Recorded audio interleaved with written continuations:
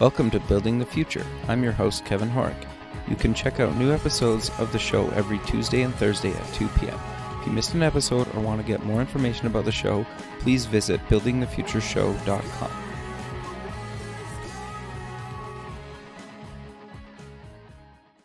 Season 1 of the TV version of Building the Future is now streaming online at buildingthefutureshow.com. Welcome back to the show. Today we have Kwame Johnson, Executive Director at PowerMyLearning Atlanta. Kwame, welcome to the show. Hello. Thank you for having me on the show. Yeah, I'm excited to have you on the show. I think what you guys are doing is super important. But maybe before we kind of get into exactly what PowerMyLearning Atlanta is, let's get to know you a little bit better and cover where you grew up. Yeah, so I'm actually from Syracuse, New York. Grew up a very cold place. Most people know Syracuse for their sports basketball team and football team at Syracuse University. Sure. But actually, Syracuse, there was a report that recently came out. Syracuse actually has the highest poverty for minorities in the country.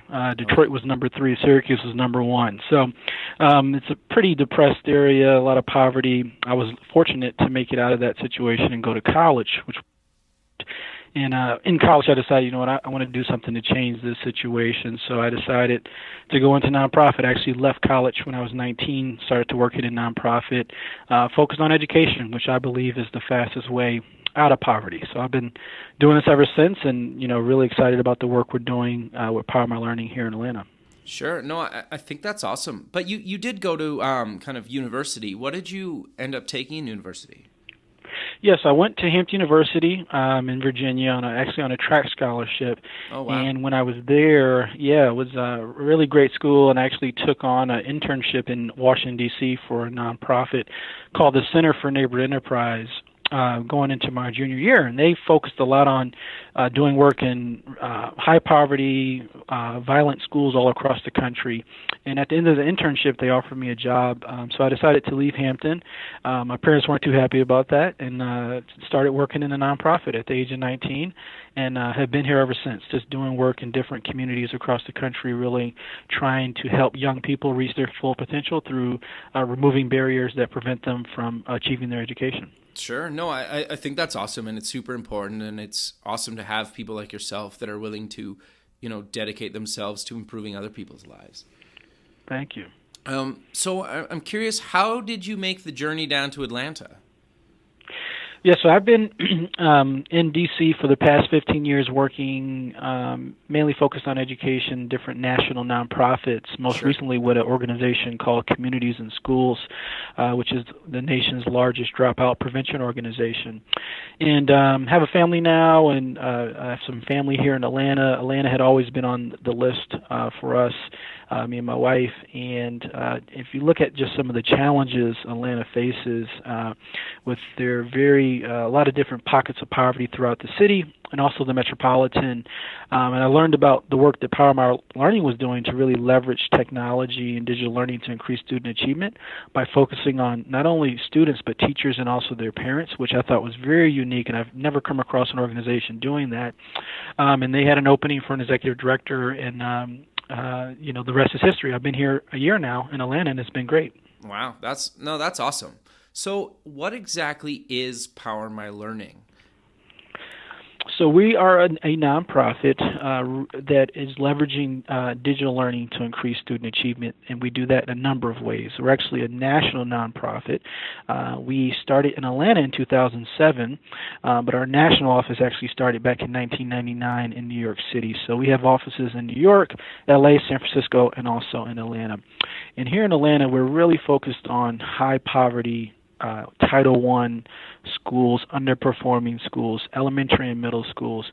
And we're going into those schools and really helping students move forward by leveraging digital learning. So at a baseline, what we do is we go into these schools and make sure that the families and the students have these digital resources in the home. So if you think about Atlanta, no one would know that 2 out of 3 families in these high poverty communities in Atlanta don't even have a basic computer in the home, don't have internet in the home.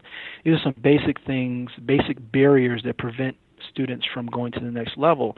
So we partner with these schools, and we make sure that is met, that issue is fixed. So we go in, provide computers, which are what we call home learning centers because they come loaded with digital learning programs, coding programs, math programs, all the core subjects loaded on the device.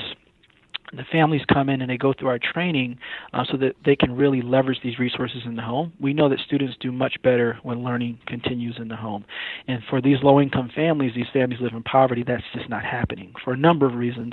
And we want to eliminate sort of the issues of them not having these resources in the home. So we provide them with the training. They come in to get the device, but they leave with much, much more. They leave with a lot of different techniques to help them learn together in the home. Okay. And then we also, in those same schools, work with their teachers to help them incorporate digital resources into the classroom. So if you think about your typical teacher, they get up, they lecture to the classroom. You may have students in that class who are behind in different subject areas, some who are above. And when you teach to the middle of the class, you sort of miss out on a lot of students. So what we do is we go in and train these teachers on how to incorporate technology into the classroom so they can personalize instruction and meet students where they are. And in most cases, they use our platform, our digital learning platform, PowerMyLearning Connect, to do that. So if you go to our platform, there's over 5,000 different activities, games, stimulations, videos for all the core subjects. So if you have a student who's in sixth grade math and they're struggling with fractions, which a lot of students do, there's a ton of content on our platform where they can go and actually assign assignments through the platform, and kids can learn and play games and do it in a really fun way and sort of take ownership in their own learning. Sure. We give them those resources and move forward from there. No, I think that's awesome. So I'm curious though, how does somebody kind of maybe let's start from kind of the kids side of things, or I guess if the school's not involved with you guys, can a parent come to you and bring their child or children and say, can you help me because they're struggling with math or something, right? Or does it have to be at the school level, or does it really matter? It's a little bit of both. So we're a national organization, and our platform, our PowerMyLearning Connect, is available to anyone who has internet. So a parent in any school, whether it's a high-poverty school or a well-off school, can use our platform, and it's a free resource. We have about 600,000 users across the country. That's awesome. Using it, and about 40% of public schools use it. So it's a very robust platform.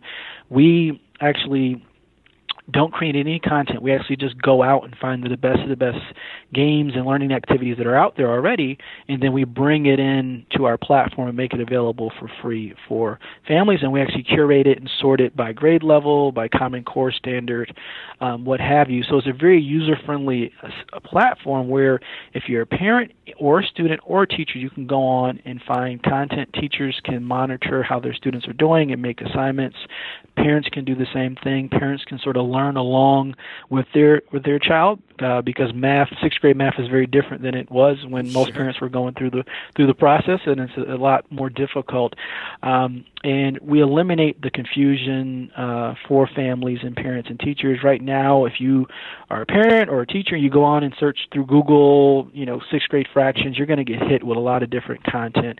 And what we've done is sorted that and gone out and vetted the best of the best that's out there and made it available for free for families and teachers and students. No, I think that's awesome. And you brought up something that I'm curious about. When you say, okay, like let's take sixth grade fractions or something like that. How is it different for like what you show the student as the parent, especially like if as a parent, like, to be honest, I don't even know if I remember how to do some of that stuff, right?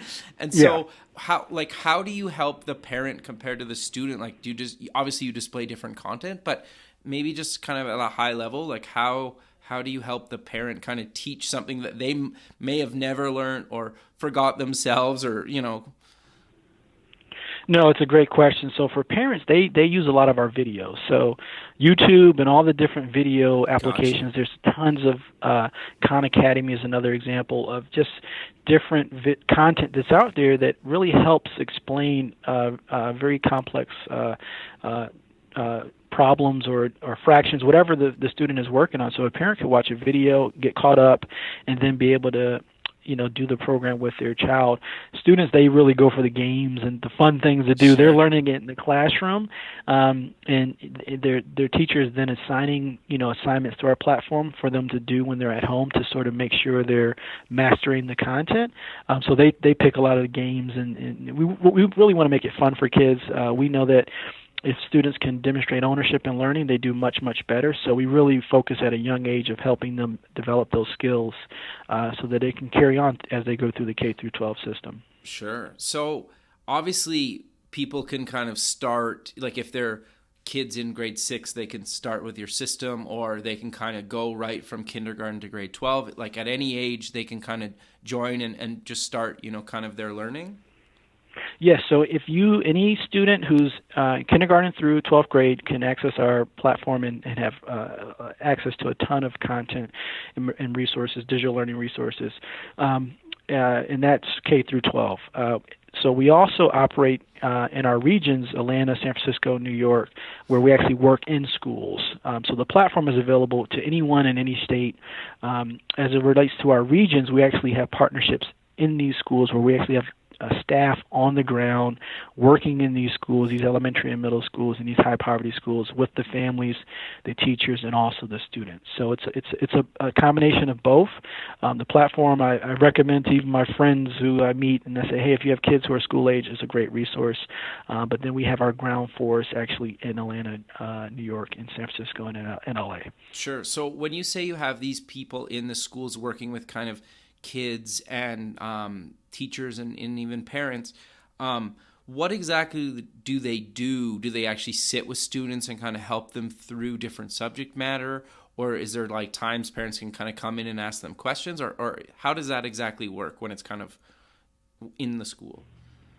So that's a great question. So we have two primary programs that we implement in the schools. One is our family engagement program, where I explain that we actually have families come into the schools and actually go through our training and go home with a free computer, free home learning center. Oh, wow. So we actually have trainers who are on site at a school.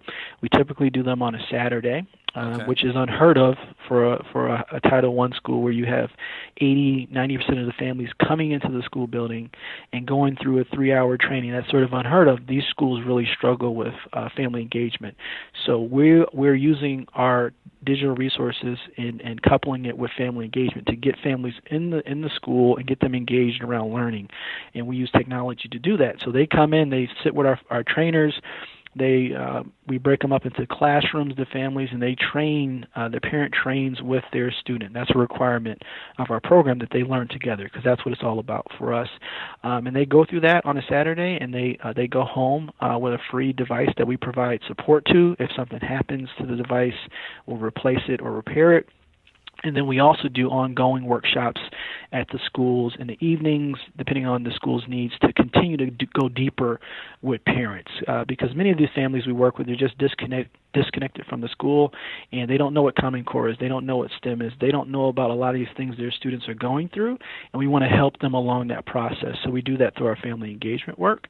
And then we also have staff who actually are in the school working with teachers on a daily basis, doing coaching, working alongside them, helping them incorporate our different digital resources into the classroom, doing rotations where they're splitting students up and doing different exercises and using our platform. And that happens throughout the school year, and we also do workshops with teachers as well.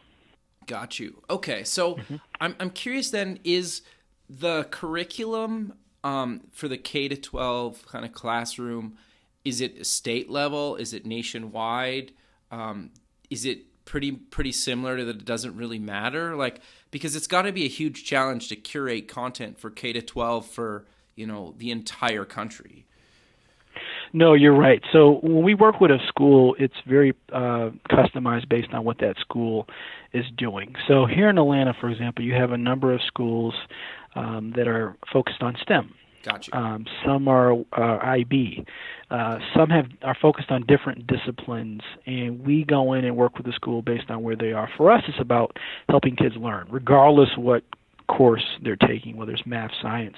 We want to give students the resources and tools they need so that they can learn and master those subjects. So every school is different, even within a district, and of course, as you go to different states, the Common Core, and different things that each state is going to pursue is different. But we focus on working with that local principal to figure out what their plan is for their school, where they're struggling. Is it math? Is it science? Is it depending on what the course is? And then we go in and really help their teachers incorporate our resources into the classroom to really help students do better. And we can show that our schools are outperforming other schools that don't have our intervention. Interesting. Okay. Yeah. So are you guys looking to expand to other cities across the nation, or does somebody kind of have to request you guys come into their state or city, or how does that kind of work? Yes, it's a great question. We actually just completed a strategic plan for our organization, and all of our regions are in expansion mode. So, for example, here in Atlanta, we're going to grow from 8 to 40 schools. Oh, wow. So we're outreaching to, yes, and that's over the next 3 to 5 years. But we're in the process now of really ramping up to go deep in all of our regions where we're penetrating these school districts at a high level and having a wide impact across the district. So we're working on that across the country in our different regions. And then our platform continues to bring on more users. We are at 600,000 now. That's awesome. We're Congrats on we're that. Continue That's to grow awesome. That. Yeah. Thank you. No, it's been great, and we have a team in our national office who outreaches to different districts, and that also includes other nonprofits like the Boys and Girls Club and other partners who have students and need rich content for them. So we work with all those different organizations to get our platform in front of as many students and families and teachers as we can. Sure. No, that makes a lot of sense. And so I'm curious, obviously you guys are a nonprofit. So how do you guys, like, if somebody wants to kind of donate or kind of get involved with you guys, how does somebody go about doing that? No, that's a great question, and there's a number of ways. So we, in our regions, we take in volunteers all the time to help out in our schools with our training with families, or to help out in our warehouses where we're actually getting computers refurbished and getting them ready to go out to families. Because what we actually do is the computers that we donate to families, we receive them from local companies or national companies who are refreshing their computers, and they give them to us, and we bring them back to life and refurbish them and turn them into home learning centers. So we have volunteer opportunities for people to come in and help with that. We are a nonprofit. We always are seeking donations. So at PowerMyLearning.org, you can make a $20 donation or a $100,000 donation, depends on what you can do. So there's a number of ways. We're also very grateful to be on your show. We've been the best kept secret for a number of years, and we're doing a lot now to change that. So we're trying to just get more awareness out about the work that we're doing so that more people can get involved in what we're doing. So it's volunteers, it's computer donations, it's financial donations. All are very helpful. And anyone who's listening to the show, if you could tell someone about what you heard, it just helps us get our brand out and let more people know about the great work we're doing. Sure. So you kind of mentioned computers. Are you guys also looking for tablets and phones as well, or not really? Yeah, we'll take any technology. Okay. We are doing a big push for laptops right now. Okay. They're very good for school-age children. Sure. They're portable. They're Wi-Fi enabled. And so that is a great resource for us. We take tablets as well, and we're repurposing these devices to help families in need. And across the country, there's this huge digital divide. Not a lot of people know about that. A lot of these families don't have computers or internet in the home. And in the 21st century we live in, it's just it's an equity issue, Sure. and it's a challenge for families. Well, yeah, and I know there's like a huge movement around trying to make internet access like a human right? And that everybody on the planet should have access to it. And I think like we're obviously working towards that, and with companies like you guys are just bringing that forward and promoting that, right? Exactly. So just to come back to the laptop thing a little bit, you said you're looking for laptops. Is it Windows, Mac, Chromebook, all three? Does it really matter? Yeah, all three. Okay. It doesn't matter. Any laptop, we'll take it. and redeploy that and get to a family in need. So all of those work for us. We have a warehouse here in Atlanta where we actually get everything ready for schools. We'll probably do across the country about 5,000 devices this year alone. Wow. So we need more and more devices because we're growing in all of our cities, as I mentioned. Sure. And every school we go into has this challenge. So the more devices we can get, the better. So I'm curious though, how are you guys solving the problem of if like a family doesn't have internet access? No, it's a great question, and a lot of people think it's a financial barrier why families don't get connected to the internet. Okay. And in most cases it's not. It's more of an educational barrier. So if you think internet is for Facebook and Snapchat and that's it, right, then if you have a smartphone in the home, which most low-income families do have a smartphone. Yeah, I think like Walmart has a $10 Android phone now or something. Yeah. So like you could basically get a smartphone for nothing, right? That most people can come up with $10 on a contract or whatnot, right? Yeah, you have a smartphone, yeah, and the smartphone is a communication device, so it serves multi purposes for a household. So most low-income families will have one smartphone in the home. Sure. And then the assumption is I don't need internet. But again, for us, it's about the training and empowering families. So when they come in and go through our training and they learn about our platform that has our digital learning platform, PowerMyLearning Connect, that has all these activities that their kid can use and learn and that they can use and learn, then they figure out a way to adopt internet. So about 30% of families, 25 to 30% have internet when they come into our workshops. About 75% adopt after our workshops because they then see the value of the internet as a learning tool for their child. And majority of families want to be able to help their children learn, sure, and they just don't know how, and they don't know where the resources are, so we make that available to them in a very easy way. And there are some affordable internet options out there through Comcast and AT&T and others where a family could get broadband for $10. Oh, wow. It's that yeah, inexpensive. That's interesting. Yeah, I didn't realize there's that. some very affordable options. No, that's yeah, awesome. There's some options. And yeah, obviously, and I'm assuming, like, would you potentially help somebody outside of, your general locations if they needed kind of help with that as well, or is that something you guys don't really do? Yeah, we do. We have a ton of resources on our website, and we have okay, partners like N10, who is laser focused on bridging the digital divide and helping families get connected. So we have, through our partners, ways to help families get these resources and make it available to them, because we need all these families to be connected to the internet. You're at such a disadvantage if you're not.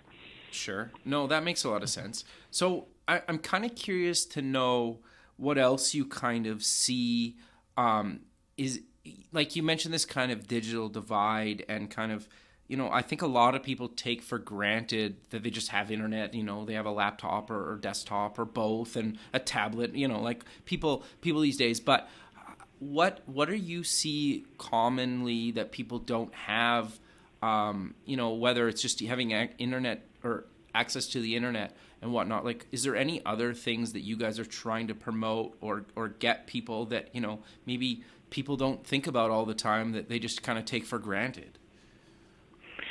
Yes, it's, the schools we work in, high poverty schools, do not have strong family engagement. And okay, if you go to some private schools or schools in well-to-do areas, family engagement is just a part of the fabric of the school community.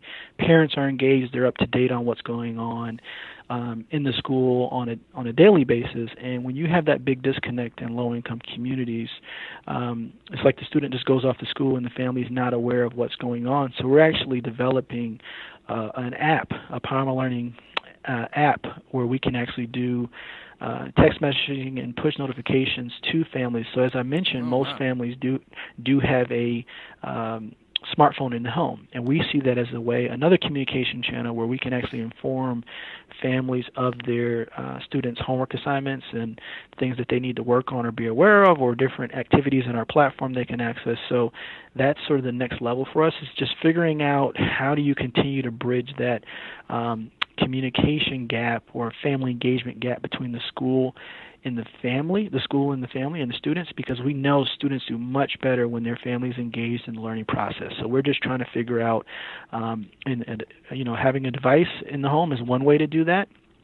And that's Sure. one barrier we're continuing to fight and address, but there's other barriers that just prevent families from being connected to the school, and we're going to continue to figure out ways to bridge that gap, because it's working in other parts of the city where families, have money and means to provide these resources for their child. Sure. So you mentioned this app. I'm assuming it'll be Android, iOS?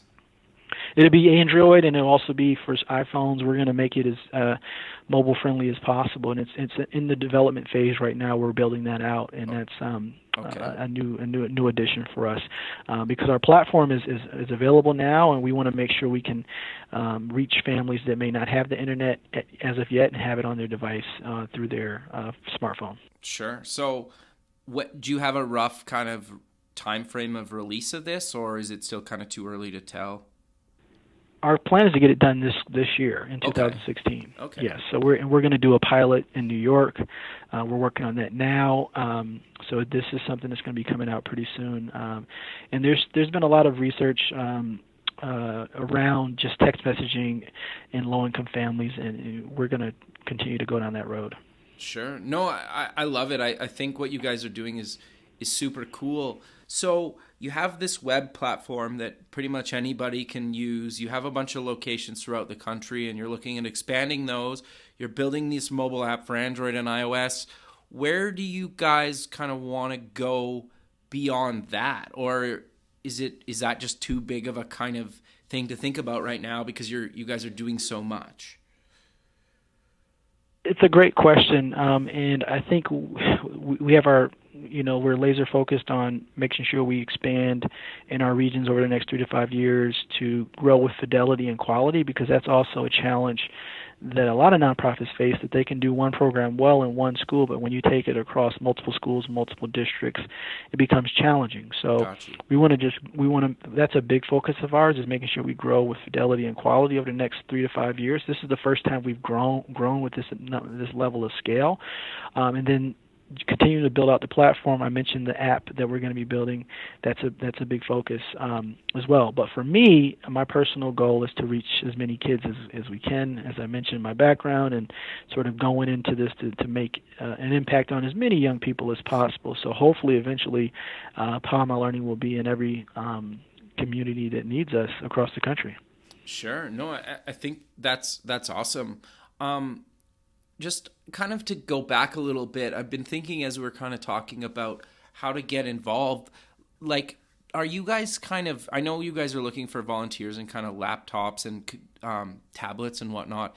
Is there anything else that, a company in Atlanta or your other locations could do? Like, part of me is kind of thinking, do you guys offer programs almost like a Habitat for Humanity, where maybe like a team or a workplace can come down and help you guys for like a day or two? Do you guys have anything kind of like that, people that want to maybe just give their time? I know you kind of mentioned volunteering, but do you have like specific things that, if you had a group of like 20 people come down and just like help you do something, like, do you ever do that kind of stuff? Oh, definitely, and we work with a number of local companies to sort of figure out what makes sense for them. We had one company actually come in, JBN Consulting. They came in and helped us with our strategic plan, and that was something we really needed help with. We would love to have someone help us with a sort of our marketing strategy. So there are a number of other ways companies that are their line of business is to do marketing. They could really come in and help us. We're not a large nonprofit. It'd be great to have those kind of expertise in house to help us just on a number of other topics. But we would definitely entertain those kind of projects to really just help us do our work more efficiently, so we don't have to hire someone or add it to our budget. We can actually just work with a company that's already doing that work and can really help us out in a really meaningful way. Sure. So potentially, if somebody's out there listening and they're looking to partner or donate some services to you guys in the marketing space, that would be great for you guys. Is there anything else that you had potentially could help you in the short term that somebody could maybe donate some time or some expertise to? Yeah, I think change management, we're going through a lot of change as we grow. Okay. Anything in that area would be very helpful. If you think about all your major business functions, marketing, communications, strategy, we would entertain a conversation around all of those areas, because there are some areas where we need more help than others, but it would be great in particular around marketing if we could have someone help us in our regions, but also on a national level, just to really make sure we're getting in front of as many people as possible and telling our story in a very compelling way. We partnered. You made me think about our partnership with Turner Broadcasting here in Atlanta. They actually came in and did a free video for us. They brought out the film crew, and we needed a promo video, and they spent a few days with us doing a shoot and editing the video, and now we have a promo video, and that was something we would have had to pay for. So there's a number of ways that we would love to engage with a company or an individual that really just wants to provide help and has an expertise in an area. No, I think that's awesome, and that's kind of why I thought I would bring it up again, because I think there's a lot of people that are looking to actually either donate time or their expertise, but they just don't even know where to start. And I think education for children, for most people, is got to be up there, right, of one of those things that they want to give back to. And I think it makes a lot of sense.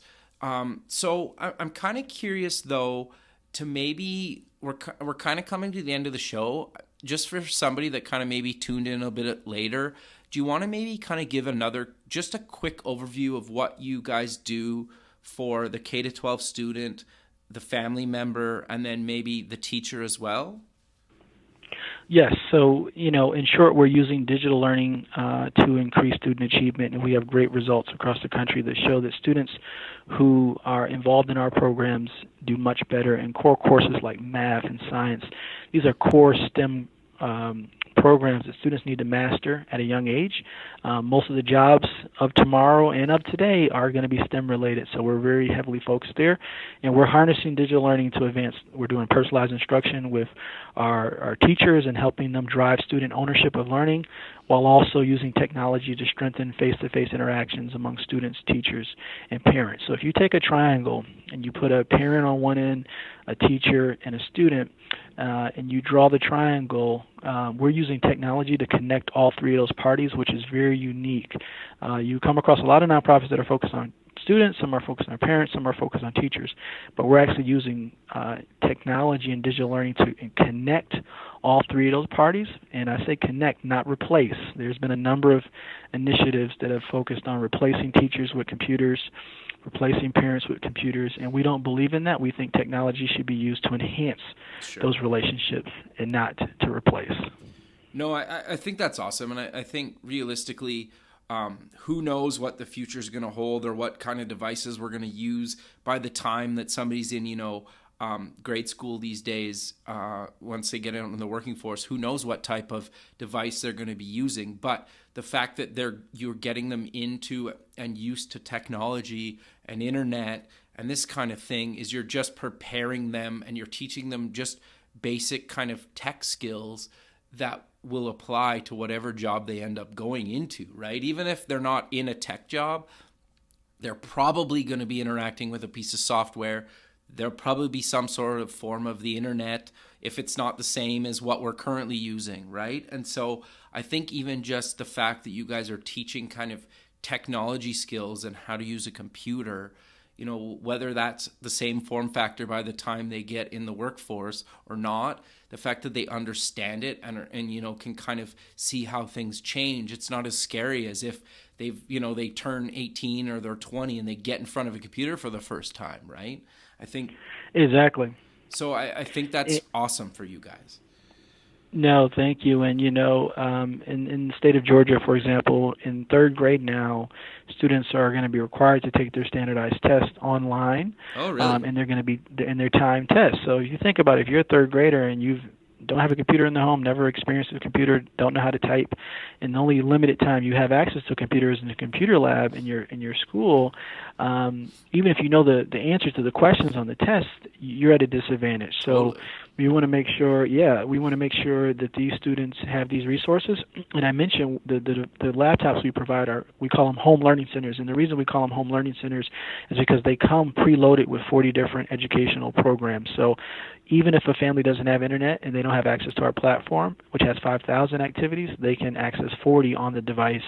There's a coding program, there's science, math programs on the device, Microsoft Office for projects that's in the school that they have to do and to create resumes. So it's a very robust device with a ton of software on there, typing programs. There's a program called Natural Reader, which is for students who may be dyslexic and have speech problems or have typing problems to really help them work through that.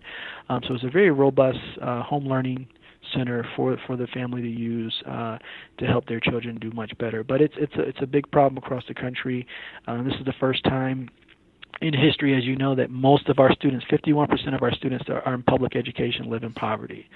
So the problem is getting worse. 51% of the 52 million students that populate our public education system. And for me, all the data shows the fastest way out of poverty is to get a high school diploma. So we're really working to get kids excited about learning at a young age so that can carry on and they can develop those skills and have the resources to learn throughout their process and graduate on time and ready for the next step. No, I love that. And I think you brought up something that I think is really interesting, like that you guys preload a bunch of stuff on the computer. And some of the programs that you mentioned, like coding and typing and stuff like that, like I think the running joke with me at least is like I was fortunate enough that my parents were kind of in technology and we've always had a computer in my home, like growing up, even back in the 80s. And so I understand how fortunate I was to have that. But the running joke is I used to do everything, like I used to type everything. So if you look at my like handwriting or my, printing, it looks terrible because like I just, so like I kind of lost that side of things. But I think the point I'm trying to stress here is that, learning to type and potentially even code, whether even if you're never like a programmer, but it's almost a really good skill to have because even if you understand just how to program at a basic level, I think that's always something that will help you in the future because chances are you might be getting software built for you or having to deal with new features getting added. And even just as a career path, like you can make a really good living as a coder. And even by, I think 2020, they said there's going to be, well, the stats are, obviously a prediction that there's going to be like one coder for every 20 jobs, right? And I think I love the fact that you guys are getting that in front of kids young, right? Whether they become a developer or not doesn't really matter. Just having that skill set and always knowing that they can almost go back to that if they ever need to, right? No, exactly. And another piece is that a lot of students who struggle have some kind of disability, learning disability. Okay. And we know that students, in particular special ed students in our schools, they do much better when they sort of learn on their own pace, and using our material, our resources in the home allows them sort of to learn at their own pace, helps them build confidence because they can sort of play a game and advance in that game and do well and get a reward for doing good in the game and going to the next level in the game. So it's really helping a lot of these students who have these learning disabilities, which many of our students do in these schools. So that's just another piece to add to what we've been talking about. Sure. And I think the other thing that's kind of got me thinking about it too is when you give somebody a laptop and they have access to the internet, they can learn just through using Google, like just having Google on a desktop or a laptop with a keyboard, you can learn so many things. There's so many things obviously like that you guys are giving as well, but there's so many other things that like a lot of people that I even work with or have worked with in the past taught themselves how to program just by like Googling around or using other resources online that are free, that are just provided with your basic kind of internet package, right? No, no, you're right. It's endless. Actually, this reminds me of a student we had in New York City who grew up in the projects in the Bronx, very low income, a lot of challenges, and she was able to get a computer and get the internet. And she actually said that the internet would enable her to visit Rome and Greece, places that she never imagined visiting. Totally. And it sort of opened her eyes to a whole other world.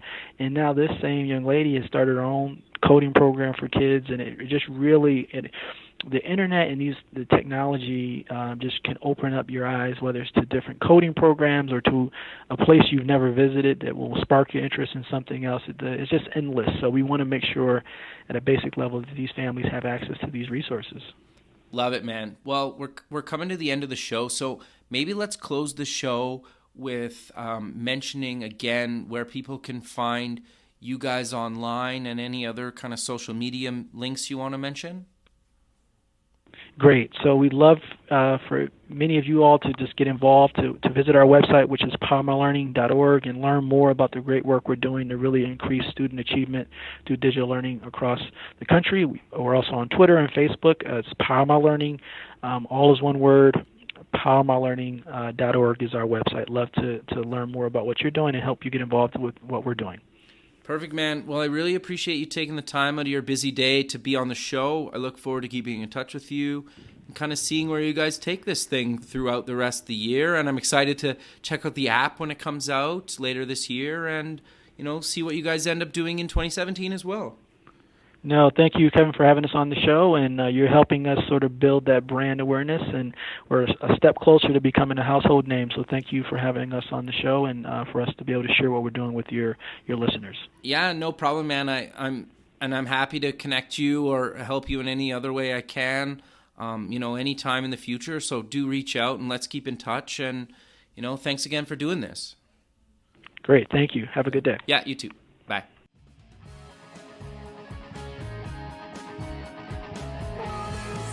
Thanks for listening. The music for the show is done by Electric Mantra. You can check them out at electricmantra.com and keep building the future.